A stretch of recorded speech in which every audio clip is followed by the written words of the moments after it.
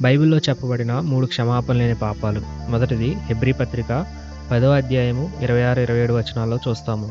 ఎవరైతే సత్యమును గూర్చి అనుభవ జ్ఞానం పొందిన తర్వాత బుద్ధిపూర్వకముగా పాపము చేసిన యెడల ఆ పాపానికి క్షమాపణ ఉండదు. రెండవది మత్తయి సువార్త 12వ అధ్యాయము 31, 32 వచనాల్లో చూస్తాము. మనుషులు చేసే ప్రతి పాపానికి, దోషానికి క్షమాపణ ఉంటుంది. కానీ ఆత్మ విషయమైన దోషణకు క్షమాపణ ఉండదు. ఆ ఆత్మ పరిశుద్ధాత్మే.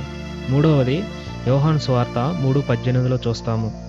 ఆయన యందు విశ్వాసముంచు వారికి తీర్పు తీర్చబడదు. ఎవరైతే ఆయన యందు విశ్వాసం ఉంచరో వారికి ఇంతకు ముందే తీర్పు తీర్చబడింది. దాని క్రింద వచనంలోనే ఇలా ఉంటుంది: వెలుగు లోకంలోనికి వచ్చింది కానీ తమ క్రియలు చెడ్డవైనందున వెలుగును ప్రేమించక చీకటిని ప్రేమించిరి. అంటే ఆయనను నమ్మలేదు కాబట్టి వారు పాపము చేసిన వారే. ఎందుకంటే వారి క్రియలు పాపపు క్రియలు కాబట్టి.